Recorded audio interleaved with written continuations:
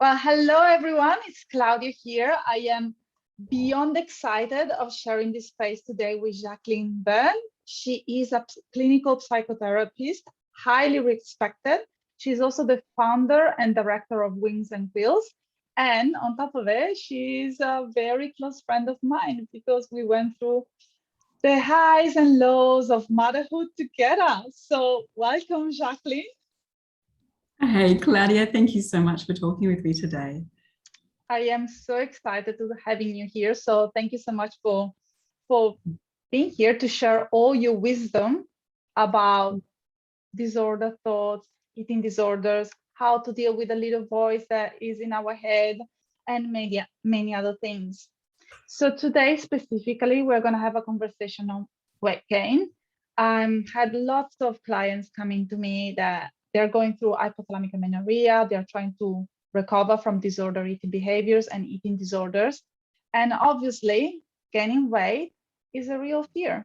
I sometimes find that people are scared of spiders, they're scared of heights, and some of us are really deeply, genuinely scared of gaining the weight. And I would like to ask for your opinion on how you handle this situation in your clinic. It's a really complicated experience. And I think that's something that's so often misunderstood. When people can't relate to it with lived experience, there's often a sense of just an expectation that someone can endure it if they really want it, or they want the results on the other side. It's as easy as making a decision when it often isn't. For some people, it isn't that simple, and it's rooted quite deeply in the makeup of how they've come to exist in the world and the way they've known of comforting themselves and building their identity as well. So one of the components of the experience of disordered eating or an eating disorder, if that's what's emerged in someone's life, that's ultimately resulted in weight gain becoming a necessity, which it isn't always with experiences of disordered eating, certainly, is a term clinically we use of it being egosyntonic, which simply means that it's symbiotic with the ego, and the word ego meaning sense of self rather than being egocentric. And so it ultimately is something that this way of being in the world, this way of eating, existing at a certain weight, being recognized as someone at a certain weight, can be as painful to let go of as another component of losing a person's identity.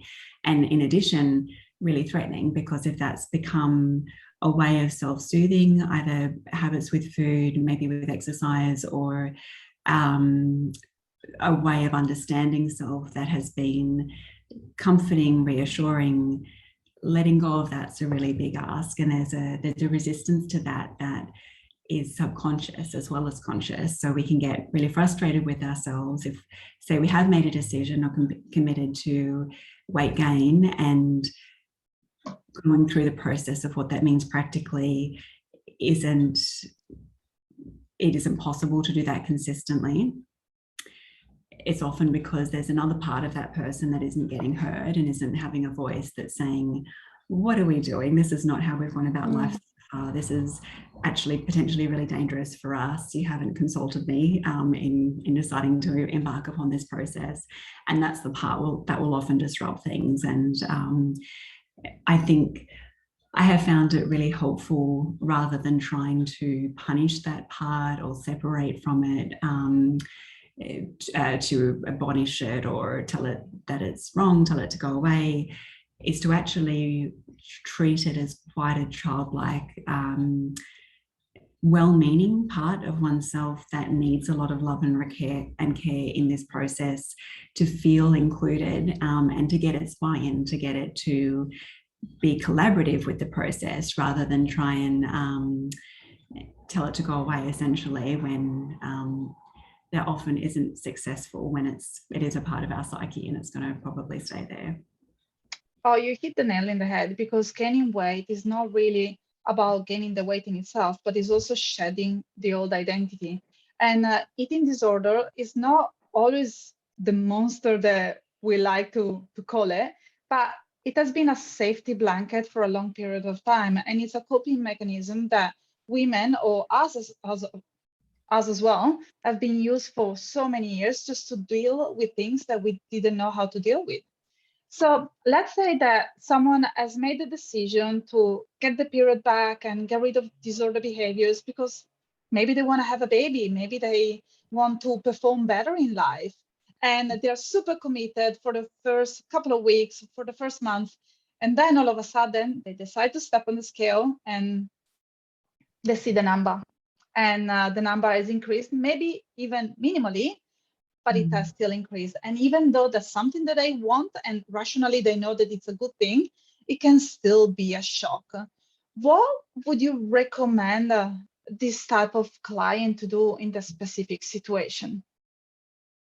It's such a common scenario, I'm sure, because it's a really good example of where the more conscious self comes up against a lesser known part, or a voice that is quieter within that person but makes itself known by behaviorally not cooperating with what they have decided to do. The first thing that comes to mind is to get really interested about what they're making that weight mean, what they're making the change mean, because as you said, it's probably not about the weight itself, or it's not, why was the first few weeks okay and suddenly it's not okay. It's on a psychological level, probably about some sense of threat. It's a reaction to some perception of threat, even objectively there not being any threat there, that subconscious part of them thinking, hang on, I'm going to lose something that I might need later. I might, for a lot of people that have been through experience life at a lower weight and being attached to that, there can be a sense of almost like losing this secret skill, like losing the spell, in the sense of, what if I gain weight and I become a different sort of person? I can't do it again, or I can't make it. It's sometimes I call it a membership card. Like there's a cultural component to this, which I'd love to talk about more with you. But being a thin person in our culture enables privilege that we might be aware of as well, and that might be more externally, socially, just walking down the street, walking into a store, or it might be in quite profound ways in a relationship or in a family system that have come to become really important for that person's survival. So there's probably a fork in the road somewhere, which feels like a tipping point in evaluating the surrender of that membership card. If I continue to gain weight, I lose the membership card to being in a particular body size and being perceived in a particular way. And there might be a sense of wanting to reevaluate that as well. So these are the things that would be good to deconstruct and understand. What is it that this reaction is telling me about what all of me wants to know? I love all of the things that you just shared. And I was actually thinking about the books that I'm currently reading to Luna, my 4 years old. All the characters in the books, especially when it comes to females, they are still in a very thin, privileged body. Most of the time, also Caucasian body, still with the blonde hair, blue eye stereotype. And normally, if red hairs or black hair are involved, still the character is quite rebellious as well. So it's very hard for us to think that we can change the literature if we keep making the same mistakes year after year after year. So, which is why it's so important to listen to voices like yours, because finally you're breaking down all this society accepted. I don't even know how to describe them, Jacqueline, but I'm pretty sure that you know what I'm trying to express at the moment. It's like we have been stuck in a toxic environment for such a long time that it's really hard to see a way out from all of this. And I love that you described the membership card, because let's say that some women, they want to get rid of the membership card. It doesn't serve me any longer. I want to get out. And then all of a sudden, they expose themselves to the outside environment, so to their colleagues, peers, family members, and they start receiving comments specifically on their changing bodies. How do you normally deal with that? And it's a good example of where the cultural component is quite relevant, because we have a culture that has really distorted ideas about bodies and rhetoric that is it's entrapping for anyone that has been personally affected by a struggle in this area. It's such a common fear that if there is physical change, the perception of that, the recognition of that, even if it's well-meaning, is going to be a real feeling of being exposed and having to respond to something that might be really hard for that person to talk about. It might not be, the way the person on the other side is talking about it is often not how it feels inside for the person receiving the comments. So what I'm getting at is comments like, oh, you're looking healthier, you look better. Yeah, those sorts of things. You look good to see a bit more weight on you, or whatever, however blunt the comments might become. Is often well-intentioned, but on the receiving end, for someone that has treasured that membership card, you're essentially holding it up and snipping it in front of them. You're saying, oh, I recognize you've changed. I recognize that your body is a different body now, or it's a shifting body. And that can feel devastating to somebody that does have that egocentric component with eating disorder, disordered eating, restrictive eating, their way of being in their body that they've experienced prior. In terms of what to reply with, there's a few different ideas I can run through, and it ultimately has to feel authentic, and it has to fit with your personality and what feels right for you.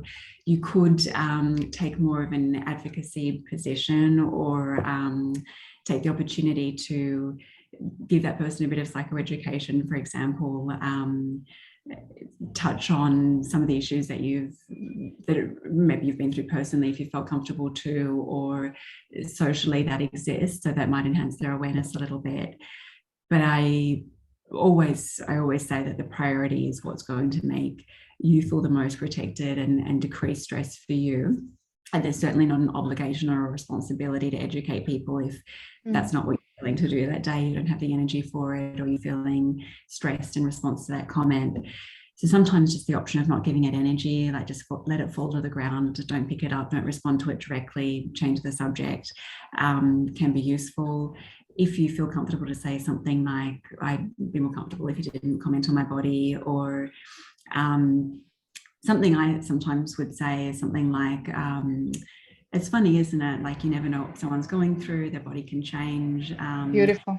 And I just sort of try and subtly plant the seed in there of please don't make assumptions if you don't. And I do that if people are talking about bodies, about other people's bodies with me. If anyone makes a comment on so-and-so's looking healthier, isn't she, or something like that, which again is often well-intentioned, to say, yeah, you never know what that represents, I guess. You never know what someone's going through. Let's not assume ever that weight loss is good or bad, or weight gain is good or bad, because we don't know what the story is for someone behind that. And messaging, in the way that we raise people now, as you touched on, like raising children to hopefully experience a different level of what's acceptable in our language and conversation than what we are experiencing now. And then re-educating people when they're open to it, and when that is accessible to them. It is never appropriate to comment on bodies. And why do we feel the need? And when I first started doing this work, I had to examine, the way our culture had impacted me. Like most people that have been raised in this culture, this urge when I saw people to comment on their physicality, it was almost like an obligation to recognize, oh, you look well, you look healthy, you like your hairstyle. It's so strong in us. And it doesn't mean that it's always wrong or it's totally forbidden, but I think just getting curious about these people that mean something to me, if they're my family, my friends, surely there is more I recognize in them than their physicality. So why is it that that comes front of mind when I recognize them again? Why are we not saying, oh, there's your humor, there's that beautiful sense of humor you have, there's that kindness, there you are as a soul and a whole person, rather than that reductionist view of making it about the physicality, because we reinforce, that's what's most important and that's what's being recognized when we're ever face to face with people.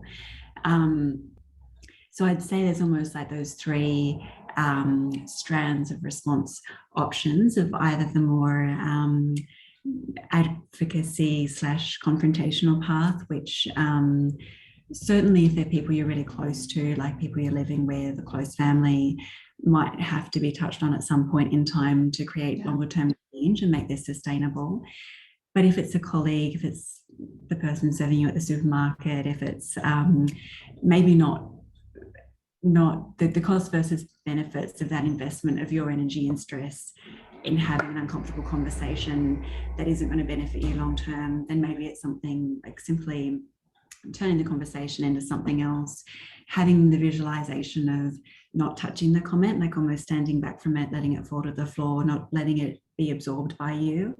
Or another lighter version of the advocacy type comments that I mentioned, where it's planting a seed for something, but the other person might not even pick up on it, but you're positioning it for yourself, and you know your intentions are to hold those boundaries, and not your body doesn't exist for other people's perception and evaluation. So if they are approaching it in that fashion, it's increasingly becoming your responsibility in this journey to renegotiate that dynamic so they're less invited to impact you.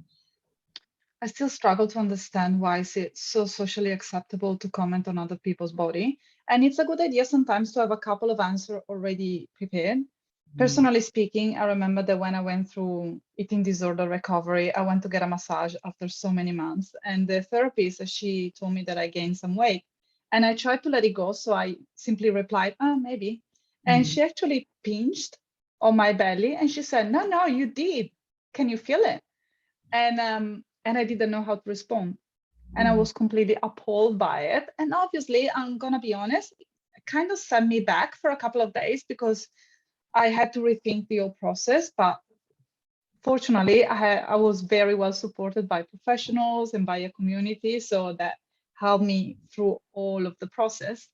But sometimes it's actually a good idea to come up with an prepared answer for those type of situations that unfortunately you may or may not encounter. And being as an advocate for body freedom, absolutely up for it. If you guys are up for it, just please take over the world. I think that we need more people that are open to advocacy in this particular field. Absolutely. And Jacqueline, I wanted to ask you kind of a straightforward question. When it comes to hypothalamic amenorrhea and eating disorder recovery, how do you feel about checking your weight on a scale? I know that I don't want to put you on the spot. I know that. No, please. Yeah. Talk about it. Ultimately, I think it's really personal, and I've been working with disordered eating issues around body image, eating disorders for over 10 years. And if you'd asked me several years ago, I probably would have said a straight, don't do it, it's not recommended. Yeah. But increasingly, I think we are all experiencing maybe the way that it presents or being able to talk about it in a community is so useful because there is a commonality, there are universal traits within these sorts of experiences that really do overlap. But the journey to get to that point is so different for each person, and what is going to be useful for them has to be taken into account from that perspective. So the party line from the body positivity HAES community would be to not weigh yourself, because it reinforces that weight matters. And even from the medical model, that's being increasingly questioned. It actually doesn't tell us a whole lot about somebody's health. It doesn't, it just isn't overly useful, and probably is only required, if ever, maybe a couple of times in your life in preparation for surgery or an event such as that. So challenging the whole notion that we should have a scale in every bathroom and people know what they weigh certainly has its place. But if you have had that as a behavior for so many years and it's entrenched and it's become a way of knowing how to exist in the world and feel safe, there have been situations where I've seen that actually serve somebody if it's done in a way that is scaffolded in care, and it's done with transparency and connection to a team surrounding them. So, for example, talking about it with your therapist and how it's being used and when it's used, it could have its place. So we can only do so much at any time with our stuff and what change we're trying to make in our life, and we don't want to re-traumatize ourselves or each other. And if the priority, for example, is increasing intake and having a safe way of scaffolding weighing is going to support that, then maybe that there's a period of time for which that is of service, and maybe there's a time where that then is no longer and can be looked at again. Love all of it. Thank you for sharing this beautiful tip. And just one more fire question. So let's say that you have that specific client that came to you because she's trying to put on weight, and then she stepped on the scale. She saw the number increasing. Do you have like a feel good kind of tip they can implement when they go back home and they're not in front of you any longer? Yeah. I think really coming back to getting very clear about why this change has become necessary, or it's become what you're prioritizing is incredibly important, and that both things probably won't coexist at the same time, being the way having a lower weight made you feel will have to be shelved while gaining weight is made the priority. Usually you won't be able to maintain those feelings of safety, security, everything that being at a lower weight felt like while you're going through the weight gain process. Hopefully they will become available again at a higher weight, at a place that is serving your body better holistically. But it's like a contract with yourself that you're going to go through something temporarily painful, because ultimately your values are outstretching this time and place into building a future that is going to be better for you, or better for the people that you love and care about. So I think having like laser focus on that in that sort of situation is incredibly important. That it might feel really awful at times to see a high weight on the scale and notice changes in your body, but there are really, really good reasons that you're doing this to help support you to tolerate it.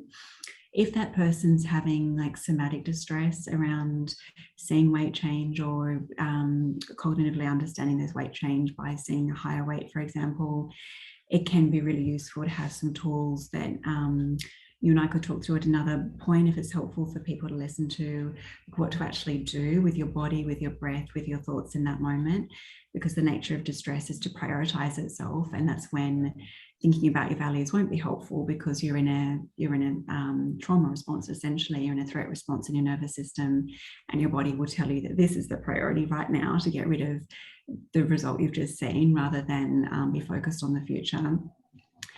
And you touched on it as well, like having support around you, so that you know, if you have, say, weighed yourself at home, that you try and speak to someone as soon as possible to deconstruct that with, so you can get clear on, again, what it's actually meaning and what it's bringing up for you, so that you're making empowered decisions from there, rather than being lost in reaction to try and make the pain go away, which might mean going down the slippery slope of the same behaviors and kicking the ball down the road a bit because of that you can get, you know, I love the word authorship, that stance of empowerment in what's going on, and decide if it is really what you want to continue with or not. But that coming from the conscious part of you, and not the childlike part I mentioned earlier on, which is like the part that's maybe scared of monsters under the bed. And if you if you act accordingly to avoid the fear of monsters under the bed, then you're going to be limiting the potential of your life, even though you are avoiding the fear at the same time. Oh my Lord, I have so many follow-up questions, Jacqueline. I have to have you back. And also the last thing that you said about the authorship, it just came to my mind, the idea of writing your own book, writing your own story, not based on your past experiences, past behaviors, and past beliefs, but based on what you really want to become, the 2.0 version of yourself kind of thing. Yes. So as I said in the very beginning, you're a highly respected clinical I was gonna say physiotherapist, but you're actually psychotherapist, and you're very on demand. But in case that you have some spare space, how do women can find you? I would love anyone to reach out and have a chat about any of the topics that we've touched on today, and so much more that is related to our conversation. People can reach me at Wings and Quill. My email address is Jacqueline@wingsandquill.com. So JACQUELINE at WINGSANDQUILL.com. My website is wingsandquill.com, and you can also find me on social media. My Instagram is wings__and_quill. Well, I'm going to share all the links below in the comment section anyway, so it's going to be easy for everyone to find you. Thanks so much for sharing your wealth of knowledge on the matter. And as I said before, I'm looking forward to having you back. And thanks again for your time today, Jacqueline. My absolute pleasure, Claudia. I adore talking about these topics. They're incredibly important and would love to talk more. Thank you. Bye, Jacqueline. Bye.